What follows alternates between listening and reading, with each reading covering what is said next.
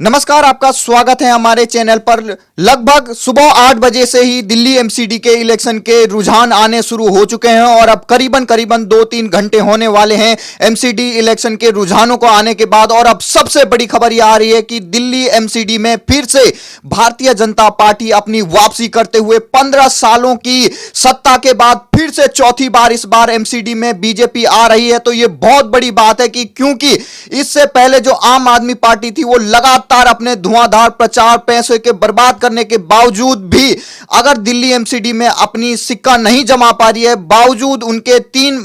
8 साल से यहां पर दिल्ली में सरकार है, उसके बावजूद अगर वो एमसीडी में नहीं वापसी कर पा रहे हैं, अपनी पहली बार अगर सत्ता नहीं ला पा रहे हैं, तो ये आम आदमी पार्टी के लिए बहुत बड़ा झटका है कि आम आदमी पार्टी अपने 8 साल के कोई भी काम को प्रोजेक्ट नहीं कर पाई और तमाम इतने बड़े बड़े घोटाले जो एमसीडी इलेक्शन से पहले आए, उन्होंने पूरा ये जो खेल था आम आदमी पार्टी का उसको बिगाड़ दिया। और अब ना तो उनके नेता बच पाए और ना ही जो एमसीडी का इलेक्शन है उसको वो बचा पाए। तो एमसीडी के जैसे जैसे ये रुझान सामने आ रहे हैं, भारतीय जनता पार्टी को बम्पर से बम्पर वोट और सीटें मिल रही हैं। तमाम आप देखिए ईवीएम जैसे ही खुले उसके बाद सभी जो चैनल थे वो आम आदमी पार्टी को अपने एग्जिट पोल के हिसाब से उसको बढ़त दिखा रहे थे। कोई दुगुना दिखा रहा था, कोई तिगुना दिखा रहा था, लेकिन जैसे जैसे घंटे बीते, 1 घंटा बीता, 2 घंटा बीता,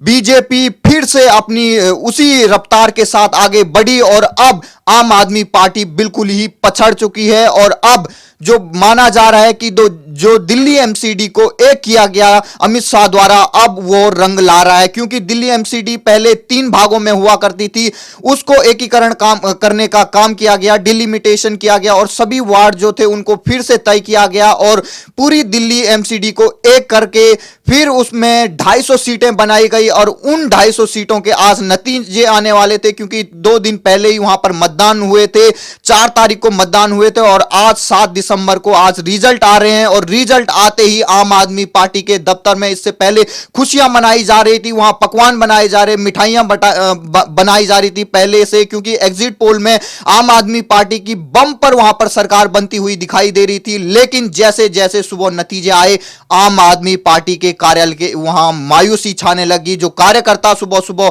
उत्साहित होकर आए हुए थे कि वो पटाखे फोड़ेंगे, वहां पर होली मनाएंगे, लेकिन अब वहां पर सन्नाटा छा चुका है। और बीजेपी के दफ्तर में पहले से जो सन्नाटा था, अब वहां पर खुशियां की लहर फिर से दौड़ पड़ी है। और जो मनोज तिवारी लगातार ये वादा कर रहे थे कि फिर से हम अपना मेयर बनाएंगे। तमाम जो बीजेपी के बड़े बड़े लीडर थे वो ये कह रहे थे कि बीजेपी फिर से वापसी करेगी, चौथी बार इस बार एमसीडी में आएगी, 250 जो वार्ड हैं उन पर जीतकर अपना मेयर बनाएगी। अब ये लग रहा है, लगभग तय होता हुआ दिख रहा है कि फिर से बीजेपी एमसीडी में आने वाली है। सबसे बड़े मुद्दे जो इस बार एमसीडी इलेक्शन में रहे, अगर उनकी बात करें हम, तो जो शराब घोटाला का सबसे बड़ा जो घोटाला आम आदमी पार्टी का सामने आया था कि किस तरीके से दिल्ली में जो ऑफर निकाला गया था, 1 बोतल के साथ 1 फ्री, 1 बियर के साथ 1 फ्री, तो तमाम जो लोग थे जिन्होंने पेटी पेटी खरीद कर अपने घर में रखे हुए थे, उनके लिए बहुत बड़ा झटका है कि आम आदमी पार्टी अब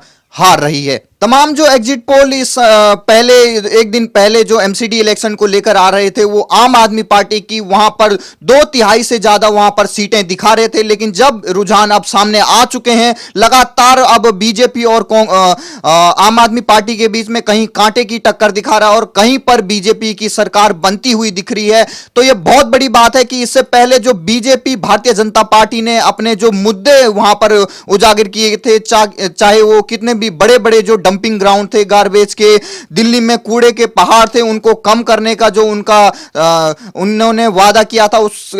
वादा करने के बाद उसको कम किया गया, उसकी हाइट को कम किया गया। चाहे आप गौतम गंभीर के लगातार उनके प्रयास, जो गाजीपुर डंपिंग ग्राउंड था उसकी हाइट को कम करने का जो उनका प्रयास था, उसको लोगों ने सराहा। और ईस्ट दिल्ली में सबसे ज्यादा ईस्ट दिल्ली में गौतम गंभीर के काम पर मुहर लगी है और वहां पर आम आदमी पार्टी से 10 से 12 सीटों की बढ़त वहां पर बीजेपी के और तमाम ऐसे बड़े बड़े संसदीय क्षेत्र हैं जहां पर बीजेपी को बढ़त दिखाई दे रही है, और जो आम आदमी पार्टी के जो गढ़ माने जा रहे थे, जहां पर झुग्गी झोपड़ियां थी, वहां भी बीजेपी इस बार लीड कर रही है। तो यह बहुत बड़ी बात है कि एमसीडी को एकीकरण करने के बाद, उसके बाद बीजेपी अब फिर से चौथी बार वहां पर अगर सत्ता में आती है, तो ये एमसीडी के काम के अलावा ये केजरीवाल के उन कामों की नाकामी को भी प्रदर्शित करता है कि जो केजरीवाल वादा कर रहे थे कि हमने फ्री इलेक्ट्रिसिटी दी दिल्ली की जनता को। और सबसे बड़ी बात अगर आपको मैं कह दूं कि जो स्टिंग आया था सत्येंद्र जैन का, जो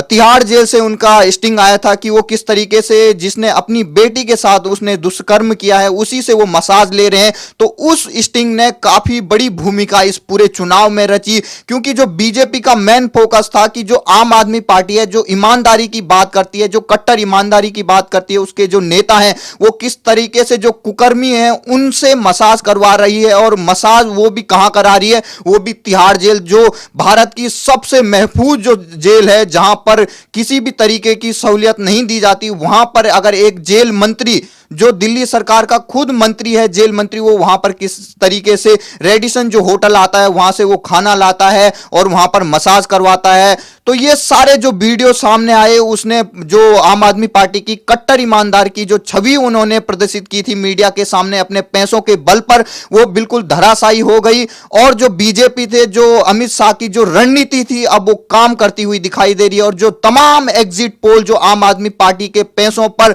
दिखाई दे रहे थे कि जो आम आदमी पार्टी की सरकार वहां 2/3 बन रही है, वो अब धराशायी हो चुकी है। और अब बीजेपी फिर से अपना मेयर वहां पर बनाने जा रही है। और अगर यो मेयर बीजेपी का बन जाता है तो इसके बाद ये ठीक, अगर जो भी मेयर इस बार बनेगा दिल्ली एमसीडी में, वो सीधे सीधे तौर पर केजरीवाल को चुनौती देगा, क्योंकि दोनों तरफ से बड़े बड़े, क्योंकि जो दिल्ली एमसीडी है वो एक होने के बाद उसका जो पावर है वो बहुत बढ़ जाती है। और जो दिल्ली के केजरीवाल मुख्यमंत्री हैं, उनसे ऊपर वहां पर दिल्ली के एलजी हैं। तो दोनों के लगभग जो समान तरीके से आप बता सकते हैं कि एक सुपर सीएम वहां पर बन चुका है दिल्ली एमसीडी में बीजेपी का। और अब ये जो ट्रेंड्स हैं ये और बढ़ते जाएंगे, और बीजेपी को बताया जा रहा है कि और इसमें बढ़त मिल सकती है, क्योंकि जो दिल्ली के चुनाव आयोग हैं उसमें अगर आप देखें तो जो बीजेपी को 120 दिखा रहा है, और जो आम आदमी पार्टी है उसको लगभग 80 और 90 के बीच में वहां पर इलेक्शन कमीशन दिखा रहा है। तो ये बहुत बड़ी बात है